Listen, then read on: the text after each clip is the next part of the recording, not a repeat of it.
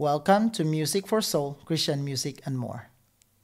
In this video, we're gonna be talking about 4 important subjects in the Bible that you must know. Namely, God, you, Jesus, and the Holy Spirit.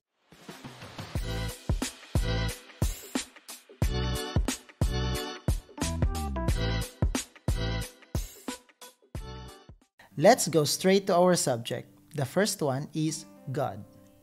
One important nature of Christian God is that He is a loving God. Other religion thought of God as someone who is out there, very far and unreachable, that He seems to have no care for us. And in His greatness, He seems to be too strange or different than us. We too believe in the greatness of God. We believe that our God is holy and His holiness is so great. However, what separates us from the other religion is that our God is a loving God. That in spite unreachable, He instead reached out for us. 1 John chapter 4, verse 9 to 10, it says, "This is how God showed His love among us. He sent His one and only Son into the world that we might live through Him. This is love, not that we loved God, but that He loved us and sent His Son as an atoning sacrifice for our sin."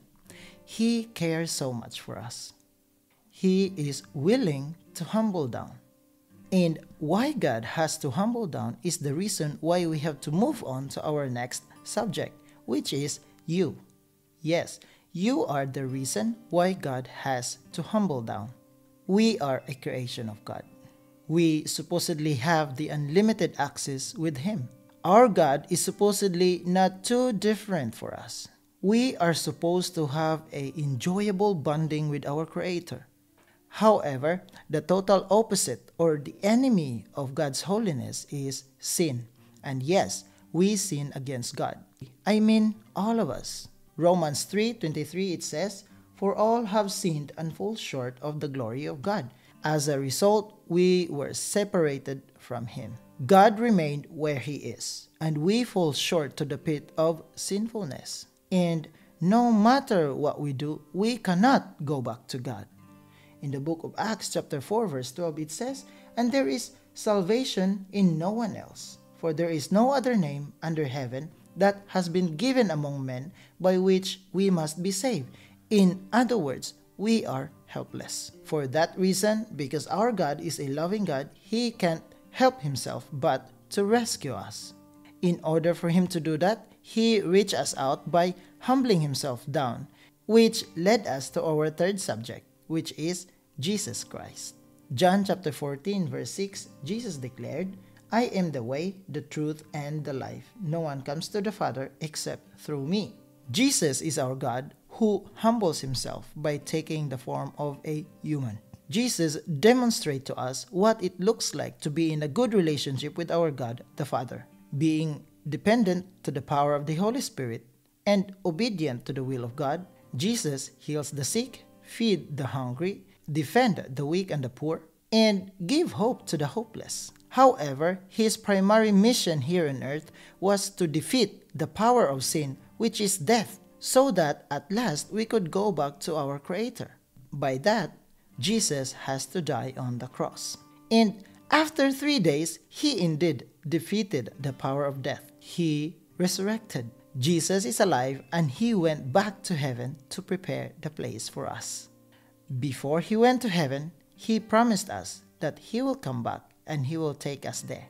And so, we have to wait for His return. However, Jesus understands that even waiting is too difficult for us. So, He sent another person that could help us in our waiting, which is the fourth subject, the Holy Spirit. The Holy Spirit is simply the one that guides us, convicts us, and helps us to stand firm as we wait for the coming of our God, to take us back to Him. As I said earlier, even waiting is too difficult for us. So the Holy Spirit is the one that would help us to remind all that Jesus told us so that we would be inspired and firm, be able to stand in all of the pressures that would come to us on our waiting. So that when God comes back, we are still preserved, we are blameless, and we are pure. John 14, verse 26, Jesus said, "But the Advocate, the Holy Spirit, whom the Father will send in my name, will teach you all things and will remind you of everything I have said to you." Up until today, we are still in the period of waiting. But the world has become too noisy for us that's so hard for us to hear the voice of the Holy Spirit. However, believe me when I say that the Holy Spirit is still speaking to us. And it is my prayer that we could still hear the still small voice of the Holy Spirit today. So, when Jesus comes back, we would be preserved, we would be blameless, and we would be worthy to be in the union of our Creator. I hope this video could help you in your understanding of the Bible.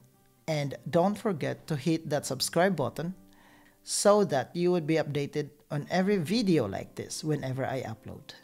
God bless you everyone, and remember, we are all made to worship. Goodbye.